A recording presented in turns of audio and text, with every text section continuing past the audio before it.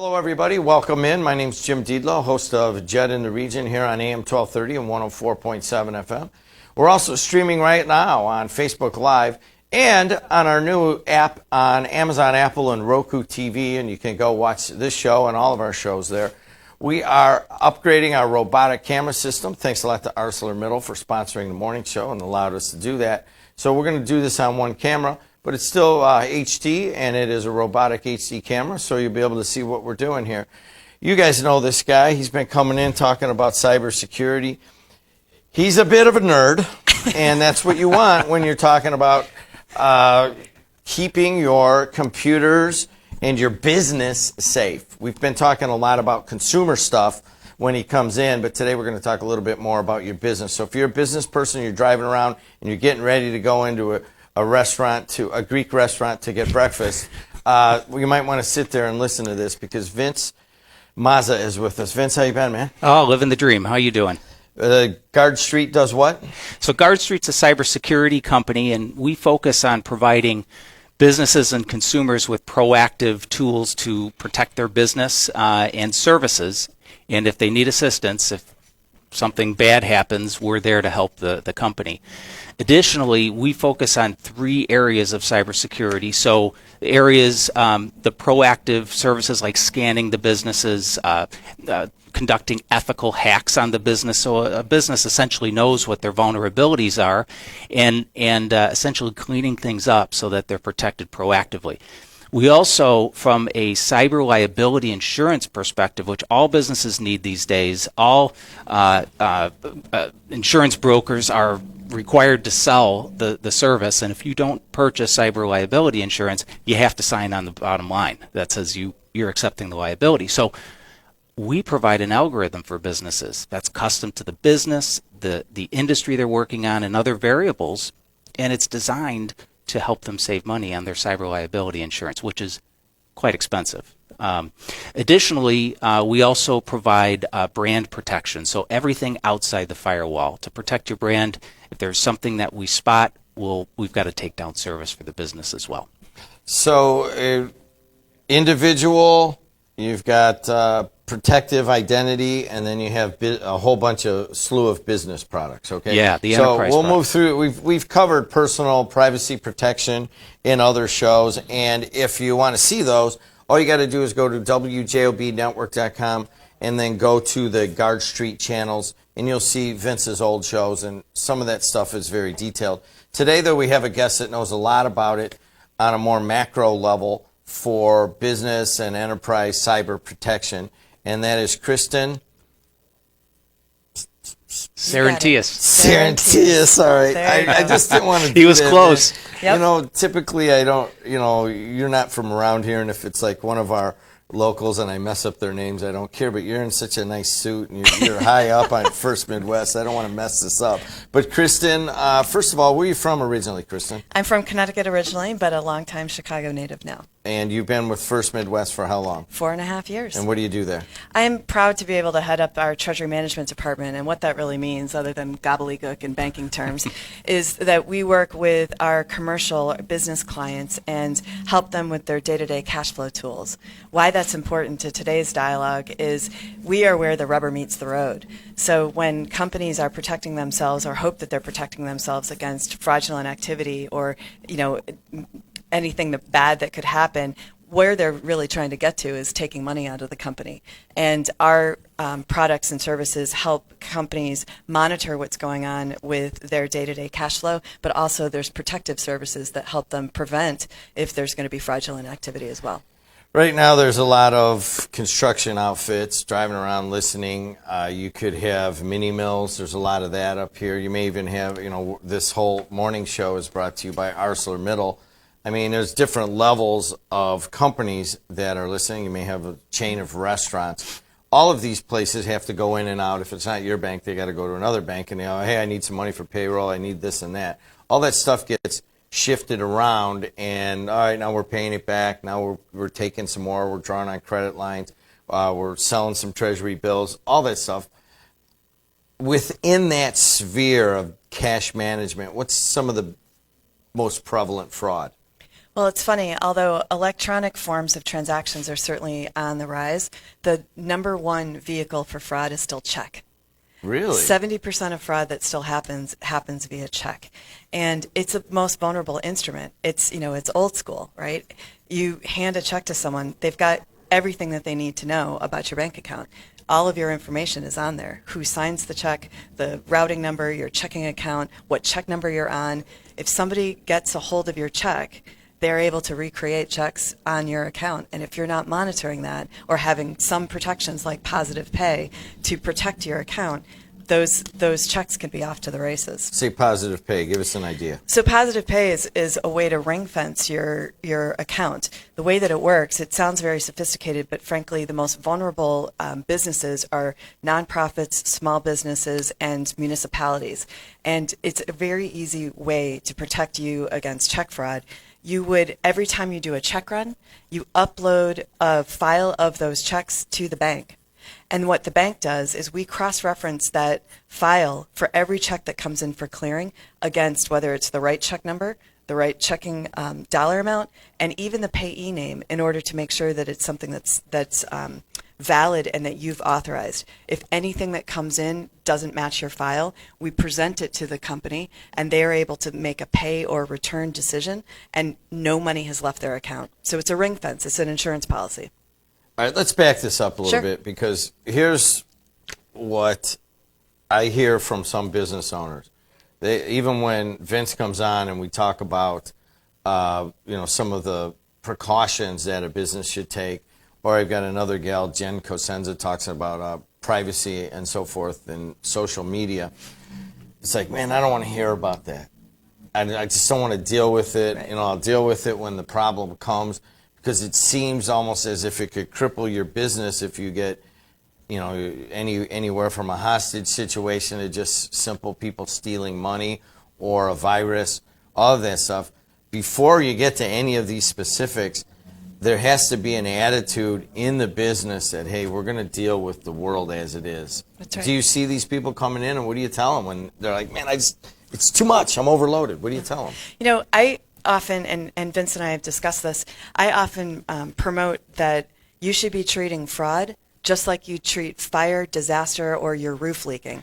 You need to have a disaster recovery plan for fraud, just like you have a disaster recovery plan for fire or a fire drill. You need to know what your actions are going to be if or when something bad happens. Prevention is a lot cheaper That's right. than going through a hack.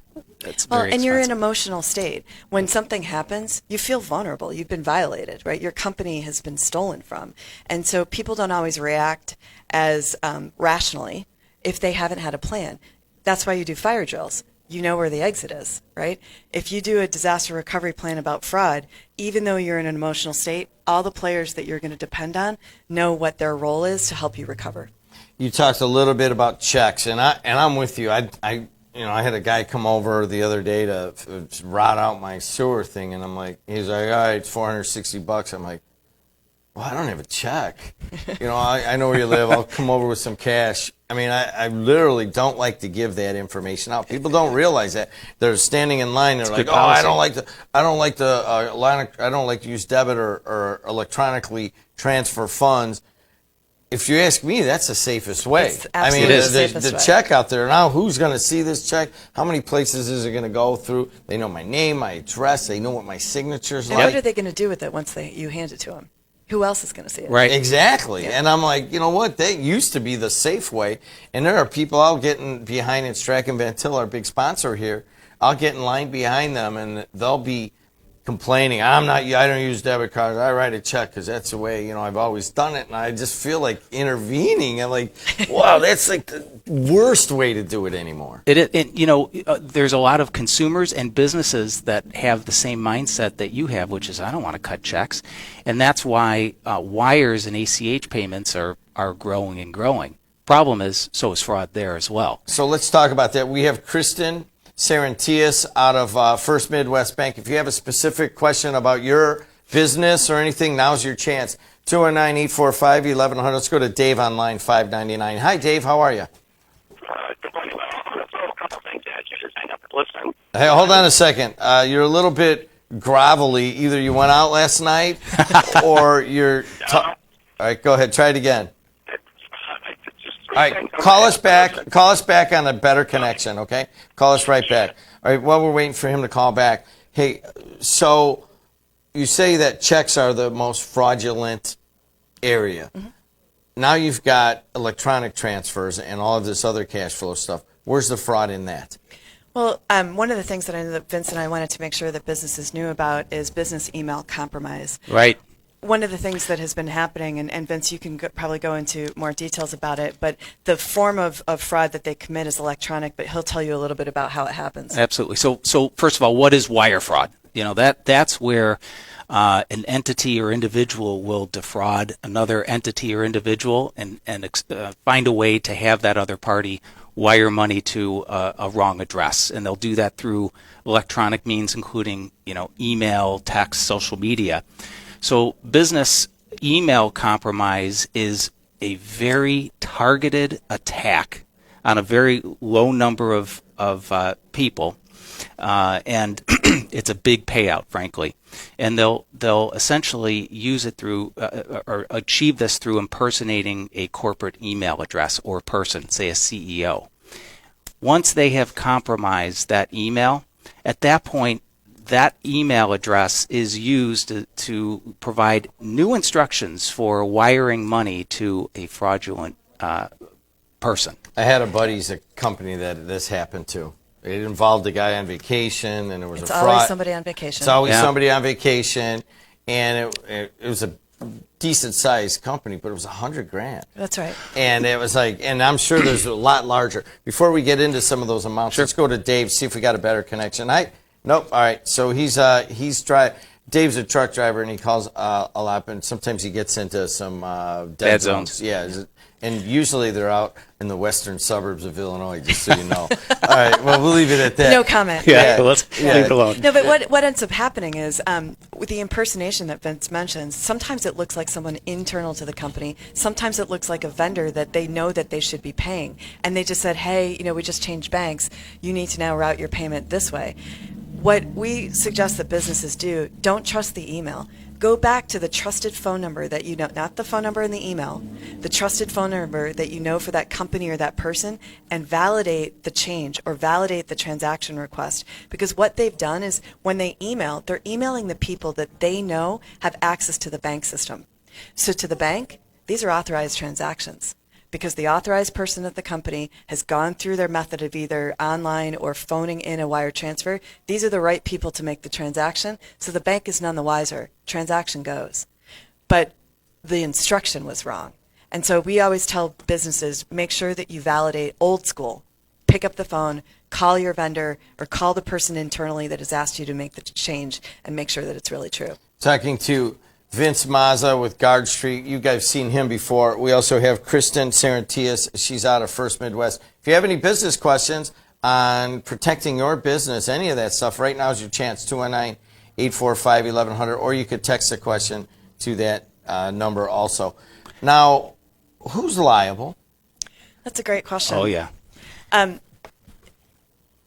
The companies themselves are responsible for protecting their assets.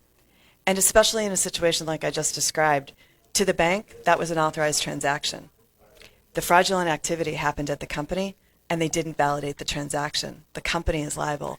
I will say back in the day, though, when fraud was not nearly as prevalent, bankers never wanted their companies that they did business with to be harmed. And so we would swoop in and cover those losses. Losses are ginormous now. And so banks can't continue to just be the good citizen to cover those losses. And so we have to rely on the fact that it's the company's liability, which is why we're evangelists out trying to educate as many companies as we can get access to make sure that they know to protect themselves. And part of that is just buying the insurance, Absolutely. but also having all of that involved. We'll get into that, Sure. and I think that's kind of the crux of the conversation here is what can businesses do to protect themselves, not just from getting the money stolen and stuff, but legally and the liability. Let's talk to Dave, see if we have a better connection. Dave, any better? Let's try this again. Does that sound better? Yes, that sounds better. Go ahead. What's up? Three quick things. One, VPN or VPN, could you explain that? And is that something that could be used commercially or privately. Two, when you lease or rent a printer, do you suggest, or how do you suggest that all those confidential documents are on the hard drive, and then you turn it back over to the leasing company and they're still in there? And three, your feelings on automatic withdrawals for mundane things, not necessarily car payments or house payments, but I've heard a lot of pros and cons about authorizing automatic withdrawals. So there's my three. Now, let's go back to the first one. Explain your question on the first one a little bit more. I've been hearing a lot of subscriptions for, is it VPN or VPN? A VPN. It's encrypted, and you could purchase a subscription for it and turn it on and off when you're dealing with sensitive documents or banking information, not necessarily on the internet, but when you're dealing with sensitive things, you could literally turn it on and turn it off your cell phone, your computer. That's what I've heard. It sounds like a good thing. It is a very good thing. So a VPN is a virtual private network, and while you are making a transaction or emailing or surfing the internet, the VPN essentially hides everything that you're doing from a hacker. So it is an amazing thing to have. We're talking about wire funds and so forth during a transaction. That is exactly what you want to have as a VPN. And it's relatively inexpensive. Oh, yeah. On a monthly subscription, it's really cheap. Absolutely. Guard Street, we provide VPN with all of our consumer programs because it's that essential. You've got to have it. All right, let's go to the second one. I didn't even understand this about the printers and the copiers. Printers and copiers. I'm not an expert on the hardware side of things, but you're right. They do retain some data there. I mean, there is a drive these days. They're very technologically advanced, especially if they're wireless. Right, and so that information is retained unless you remove that or have it removed. And there is software that you can purchase that will help you to do that. Let's talk about automatic withdrawals. All right, David, hang up. All right, we'll hit this one. Okay, thank you. All right, automatic withdrawals for smaller things. I mean, obviously for your mortgage and stuff, that's probably the best way to do it. But littler things, what do you think? I mean, is that a problem? Magazine subscriptions. I buy a $1.25 bag of peanuts over here every day off of the machine with my debit card. Yes or no? I'm for it, but I'm also for the fact that you need to monitor your transactions. I will say one thing to keep in mind: if you're a consumer and you're talking about consumer transactions, I think that this is a really long period of time, but consumers have up to 60 days to dispute a transaction and have it returned, no questions asked. But if you're a business, it's 2 business days. And when you see those transactions on your online banking, those transactions happened as of close of business yesterday. You have that day to return that transaction. So I say, yes, do it, but just make sure that you have a reconcilement process. As a consumer, you have a much longer period of time, but as a company, you've got to be looking at your bank transactions every single day. Talking to Kristen Sarantias. She's with First Midwest Bank. She's in their Treasury Department, along with Vince Mazza of Guard Street, whom you've seen before. Let's go to Mad Mac on line 599. Mad Mac, what's up? Yeah, there's an easy solution on how to protect your data when you're done with a printer or a computer. Never lease it, always buy it, and then always take a sledgehammer to it, and that solves that problem instantly. Yes, I'm sure you could do that with computers as well, for sure. Yeah. Leasing computers or printers, you must have your head screwed on backwards. But my question is, what do you think of the security of those who, let's say, the 2 biggest ones I know of are like Starbucks with the, you swipe your phone and you put it near the thing and your little latte that you desperately need to survive, that now you just paid for it with a little swipe, and then they have the same system. ExxonMobil is a big one of that, where you just swipe your phone past the thing. In my opinion, I think those are insane. Why? If you have the ability to swipe your phone past a machine that will then take money out of your account, you don't think the kid sitting on the pump next to you with 3 laptops in the back of his car running full speed ahead is not taking info from you? I think it's the craziest thing in the world. There's no chance I would ever enable that on my phone. What do you guys think of that stuff? I'll hang up and listen. Thank you. From a personal perspective, I am slow by design, to adopt those types of technologies. You know what? They're very secure. They are very secure. We talked about a VPN a moment ago. I use it at Starbucks before meetings, because I don't want the guy across the way to be tapping into what I'm working on my laptop or phone.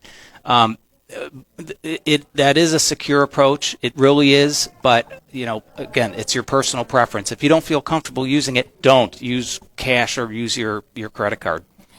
What about you? I feel the exact same way personally, and it just goes back to, if you are going to make the choice to use some technology like that personally, just make sure that you're paying attention to the transactions in your account.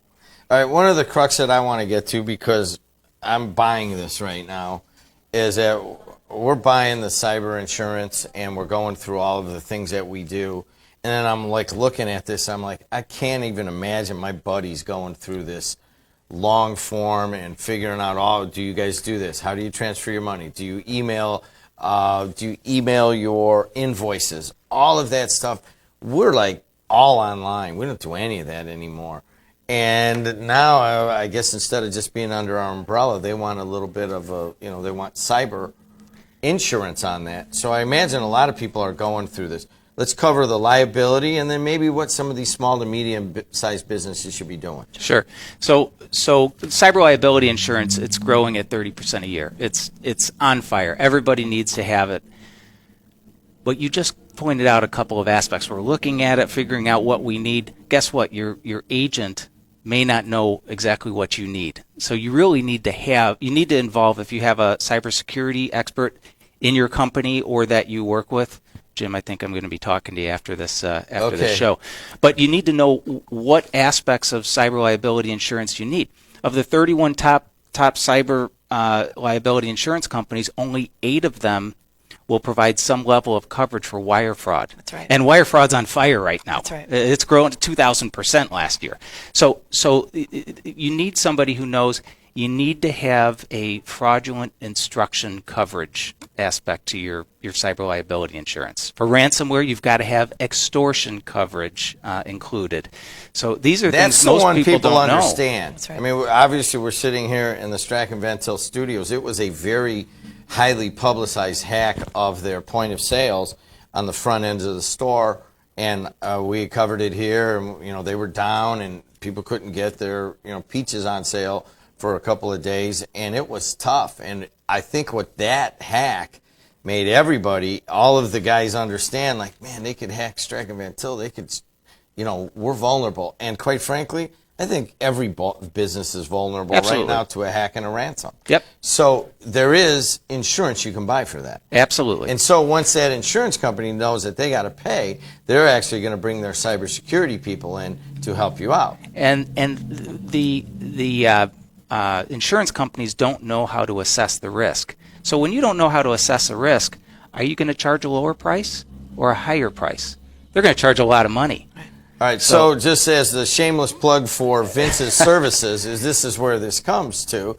I do not want to have this conversation with him because I know exactly where it's going to go, and it's going to go to, I've got to give a bunch of, we got to talk about my operation and all that we do, and then I've got to give it some concentration. But ultimately, that's what happens is they talk to you, you figure out what they're doing, and then you develop a plan. This is what we got to do. This is our game. We know how to do it. Yep. Here's what you need, and then here's a very efficient way to quantify your risk that can be used to get the best rates. Because you know what? If you don't have cyber liability insurance, from a wire fraud perspective, unless you can move tremendously quickly, you've lost that money. You mentioned $100,000. Well, guess what? The average small business it's about $28,000. CNBC came out earlier this year and said that the average small business is a $200,000 loss on average. That's right. Big disparity, but but big numbers, and you could be out that money. I got Well, some and questions. All right, go ahead, Kristen. No, I was just going to say the other thing to think about that when you've got the insurance policy is bringing back the discussion to the disaster recovery plan. Yes. You need to know how to trigger that policy. There's very strict rules in insurance policies that say that you need a police report, you need to file in a certain number of days, etc. I've heard clients go out on a limb and buy the insurance that they needed, but they didn't follow the plan. And they weren't covered because the insurance company is not going to cover if they don't have to. Well, I know Vince Mazza, so that would be my first call. You could know Vince Mazza, and just go to guardstreet.com, and you could use him on that. Kristen, thanks for coming in. There's a bunch of questions here I'm not getting to about HIPAA compliance, about blockchain transactions, and some other stuff. So we'll have to do it again. Let's do it. It goes like that. We're in and out. Start at guardstreet.com. And if you have any questions about getting involved in First Midwest, you can get a hold of Kristen at the website. You got That's right.